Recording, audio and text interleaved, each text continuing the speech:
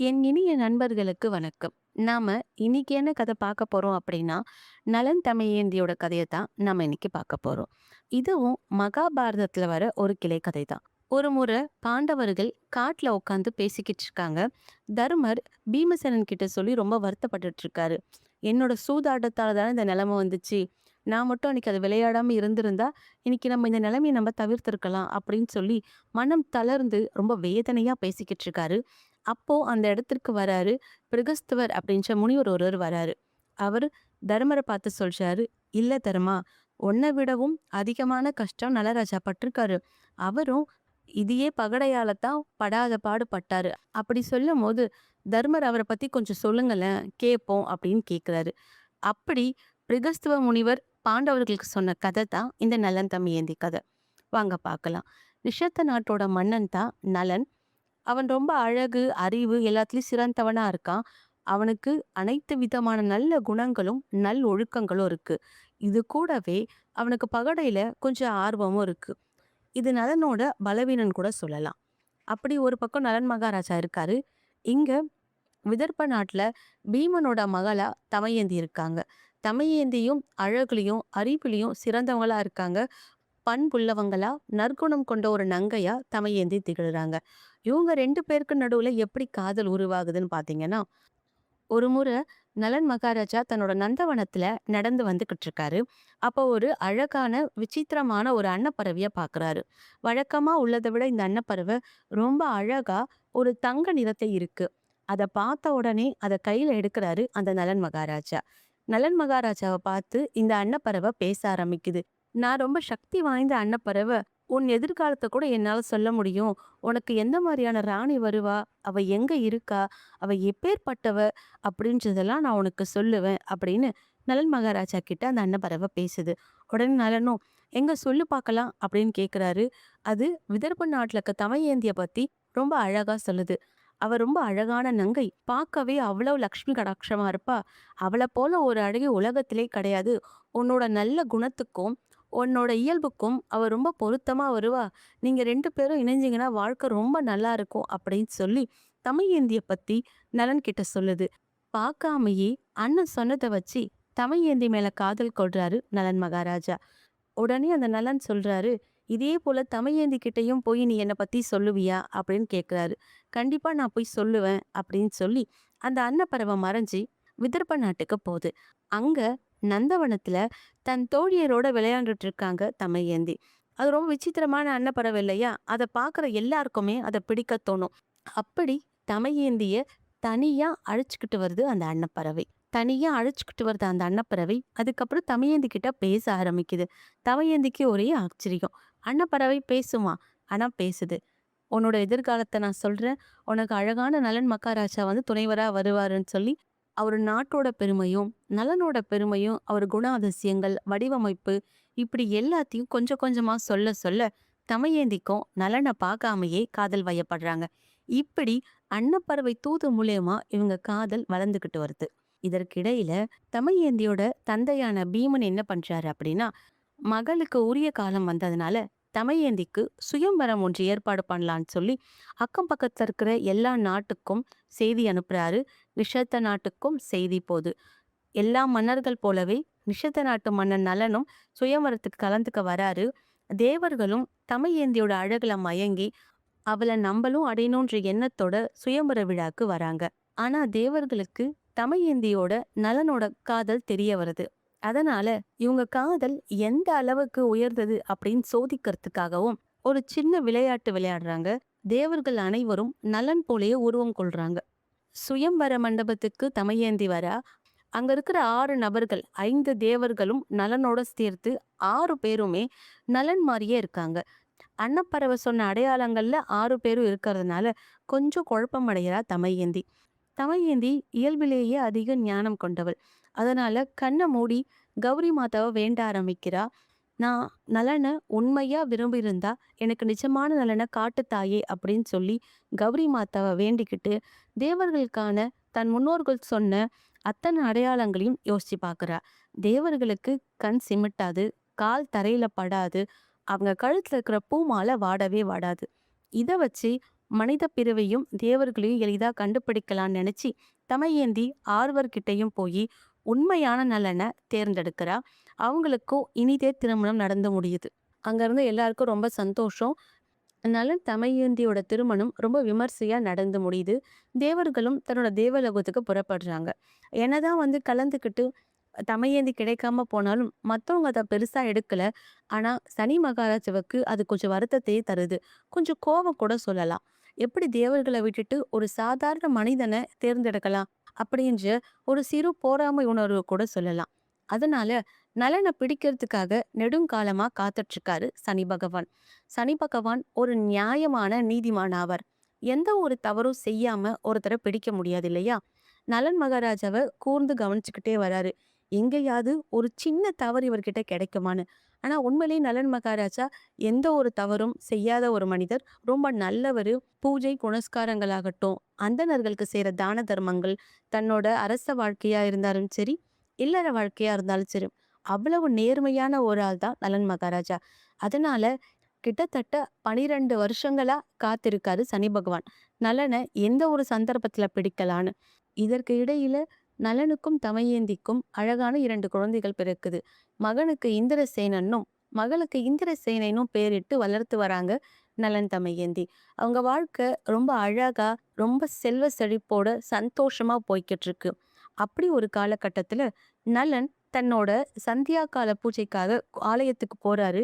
போற அவசரத்துல காலை ஒழுங்கா கழுவாம தன்னோட பின்பாதம் நினையாம கழுவிட்டு புறப்படுறாரு. இத பார்த்துக்கிட்டே இருந்த சனி பகவான் இது சரியான தருணம் அப்படின்னு சொல்லி அவர பாதத்துல இருந்து பிடிக்க ஆரம்பிக்கிறாரு. இப்படி ஒரு மனுஷனுக்கு நேரம் நல்லா இருக்கும் போது எல்லாமே அவருக்கு நல்லதாவே நடக்கும். கொஞ்சம் நேரம் சரியில்லைனாலும் அடுத்து வைக்கக்கூடிய சின்ன சின்ன விஷயங்கள் கூட தடுமாற்றம் போல இங்கேயும் நடக்குது. நலன் என்னதான் நல்லா ஆட்சி புரிஞ்சுக்கிட்டு இருந்தாலும் அவரோட தம்பியான புஷ்கரன் விருந்தோட நலனை சூது விளையாட அழைக்கிறாரு. ஏன்னா நலனோட பலவீனம் அதுதான். நலனுக்கு சூது விளையாடுறது ரொம்ப பிடிக்கும். அதனால அவர் அழைக்கும் போது அவரும் ரொம்ப சந்தோஷமா அந்த சூது விளையாட்டுல கலந்துக்கிறாரு. ஆரம்பிக்க ஆரம்பிக்க ரொம்ப ஆனந்தமா கலந்துக்கிட்டாரு. ஆனா அதுல ஒவ்வொரு பொருளா இழக்க ஆரம்பிச்சாரு நலன் மகாராஜா. முதல்ல தன் நாட்டை இழக்கிறாரு. அதுக்கப்புறம் அதுல இருந்து செல்வங்கள், குதிரை, அவர்கிட்ட என்னென்ன இருந்துச்சோ ஒவ்வொன்றா இழந்துக்கிட்டே வராரு. இதற்கு இடையில நல்ல அமைச்சர்களும் தமையேந்தியும் கூட நலன் மகாராஜாவை நிறுத்த முயற்சி பண்றாங்க. இது ரொம்ப விபரீதமா போயிட்டு இருக்கு. இது நமக்கும் நம்ம நாட்டுக்கும் நல்லது இல்ல அப்படின்னு எவ்வளவோ சொல்றாங்க. ஆனா நலன் மகாராஜோட காதுல எதுவுமே ஏறல. அவர் விளையாட்டோட மும்பரத்திலே எப்படியும் ஜெயிச்சே ஆகணுன்ற ஒரு ஆசையில விளையாடிக்கிட்டே இருக்காரு. கடைசியில தன்னோட மொத்த சொத்து சொந்தம் எல்லாத்தையும் இழக்கிறாரு. அப்போ புஷ்கரன் சொல்றான், உன்கிட்ட இழக்கிறதுக்கு ஒண்ணுமே இல்ல. தமையேந்தி வேணா வச்சு நீ விளையாடி பாரு அப்படின்னு சொல்றான். அது தகாது. ஒரு நாளும் தன் மனைவிய வச்சு சூதாட மாட்டேன்னு சொல்லி நலன் மகாராஜா அந்த இடத்த விட்டு எழுந்திக்கிறாரு. அவரு தன்னோட பொருள், ஆஸ்தி, அந்தஸ்து எல்லாமே இழக்கிறாரு. இதற்கிடையில தமையேந்தி தன்னோட 2 குழந்தைகளையும் தேரோட்டிக்கிட்ட சொல்லி தன்னோட நாடான விதர்ப்ப நாட்டுக்கு அனுப்பி வைக்கிறாங்க. ஏன்னா அவளுக்கு தெரியுது நிலைமை கைக்கு மீறி போயிட்டு இருக்குன்னு. அதனால பிள்ளைகளையாவது பாதுகாக்கணுமே அப்படின்னு சொல்லி அவங்க 2 பேரையுமே அவங்களோட விதர்ப்ப தேசத்துக்கு அனுப்பி வச்சிடுறாங்க. அதுக்கப்புறம் நலன் இங்க எல்லாத்தையும் இழக்கிறாரு. இழந்துட்டு வெறும் ஒற்றை ஆடையோட அரண்மனையை விட்டு வெளியே வராரு. தமயேந்தியும் கணவனை போல ஒற்றை ஆடையில அரண்மனையை விட்டு வெளியேறாங்க. இவங்க 2 பேரும் அகதிகள் மாதிரி 3 நாளா காட்டுல அலைஞ்சு திரியிறாங்க. அவங்களுக்கு சாப்பாடோ தண்ணியோ எதுவுமே கிடைக்கல. வானத்துல ஒரு பறவை பறந்துட்டு இருக்கு. அதையாவது உணவா எடுக்கலான்னு சொல்லி நலன் தன்னோட அணிந்திருந்த ஒற்றையாடைய அதை பிடிக்கிறதுக்காக எடுக்கிறாரு. அந்த துணியையும் அந்த பறவைகள் பறிச்சுக்கிட்டு போயிடுது. இப்படி ஆடை முதற்கொண்டு இழந்து நலன் படாத துயரம் பட்டுட்டு இருக்காரு.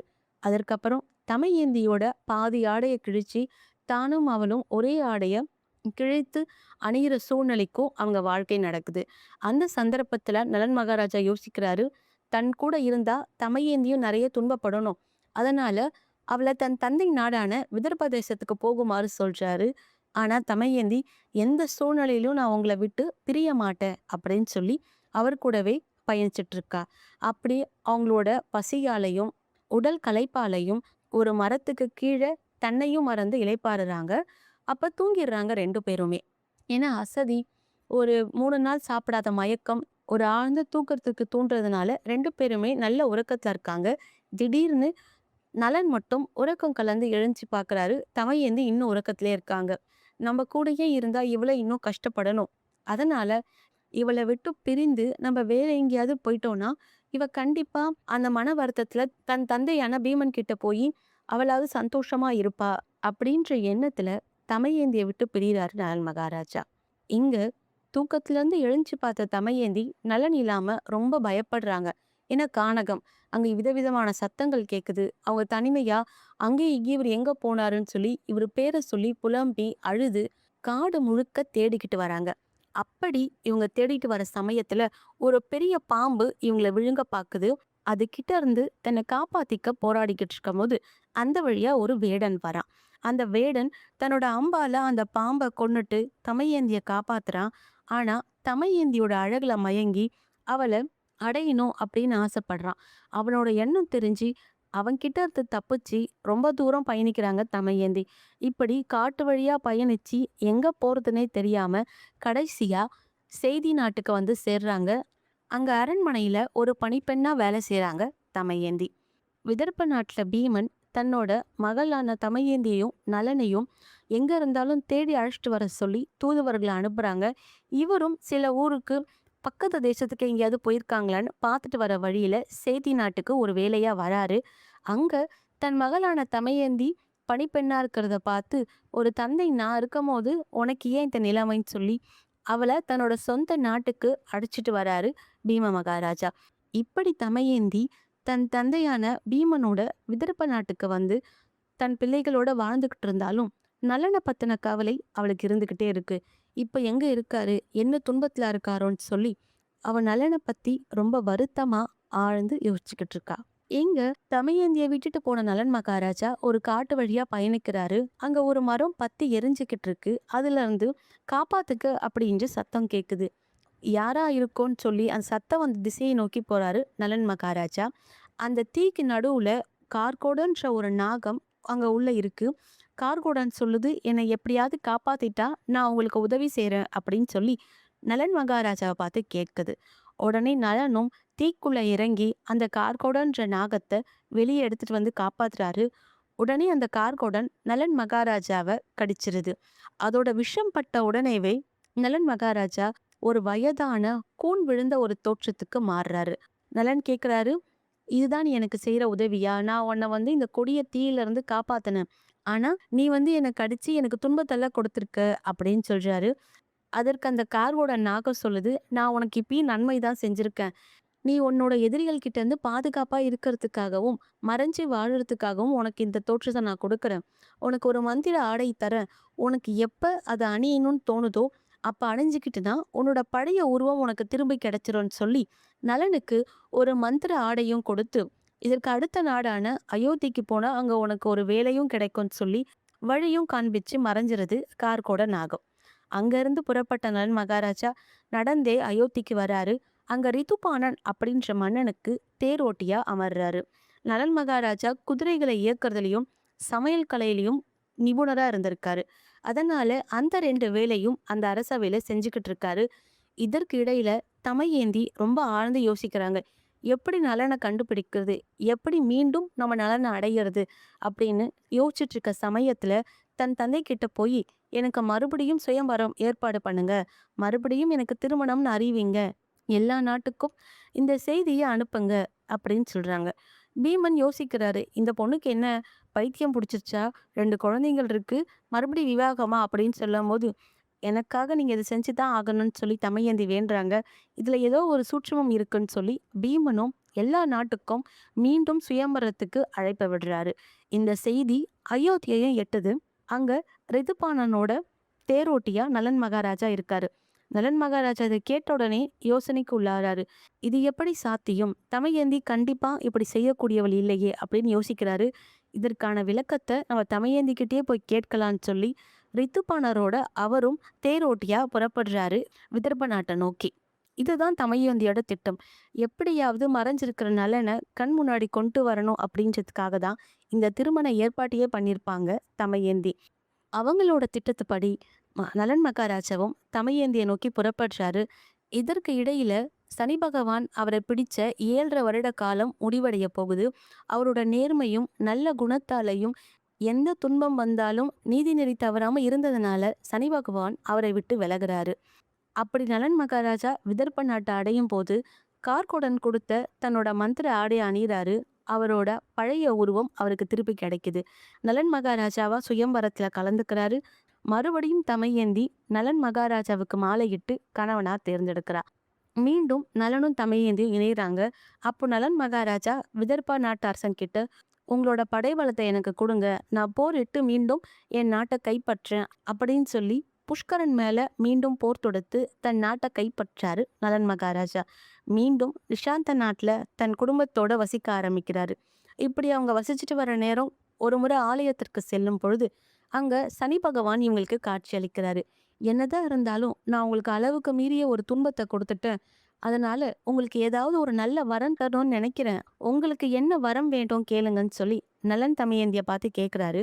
அப்ப நலன் மகாராஜா சொல்றாரு, என்ன மாதிரி ஒரு துன்பம் வேற யாருக்குமே இந்த உலகத்துல வரக்கூடாது. அதே போலதான் என் மனைவியை போல நாடு இழந்து கணவனையும் இழந்து நடு காட்டுல திக்கற்று நின்ற நிலைமை இன்னொரு பெண்ணுக்கு ஏற்படக்கூடாது. அதனால சாதாரண மக்களை நீங்க பீடிக்கிற வேளையில இந்த நலன் தமையேந்தியோட கதைய யார் கேட்டாலோ அல்லது படித்தாலோ அவங்க அந்த துன்பத்துல இருந்து விலகிடணும் அப்படின்ற வரத்தை எங்களுக்கு தர வேண்டும் அப்படின்னு கேட்குறாரு. சனி பகவானும் ஆகட்டும் சொல்லி அவங்களுக்கு அந்த வரத்தை கொடுக்கறாரு. அதனால புராணங்கள் நலன் தமையேந்தியோட கதையை கேட்டாலே சனி பகவானோட பாதிப்புல இருந்து விடுவு கிடைக்கும்னு ஒரு புராண கதையும் உண்டு. ஆனா இதுல இருந்து தெரிஞ்சுக்கக்கூடிய விஷயம் என்னன்னா, சனி பகவான் ஒரு நேர்மையானவர். நம்ம மத்தவங்களுக்கு தீங்கு இழக்காத வரைக்கும் நம்மளுக்கும் தீங்கு நேராது. நம்ம எந்த சூழ்நிலையிலையும் பிறருக்கு தீங்கு நினைக்க கூடாது அப்படின்றத இந்த கதை நமக்கு உணர்த்துது. எவ்வளவு கஷ்டப்பட்டாலும் நேர்மையா நல்ல விதமா இருந்தோம்னா சனி பகவானாலையும் நமக்கு எந்த கெடுதலும் நடக்காது அப்படின்றத இந்த கதை நமக்கு உணர்த்துது. நன்றி. மீண்டும் இதுபோல் நல்ல கதைகளை கேட்க எனது சேனலை சப்ஸ்கிரைப் செய்து கொள்ளவும்.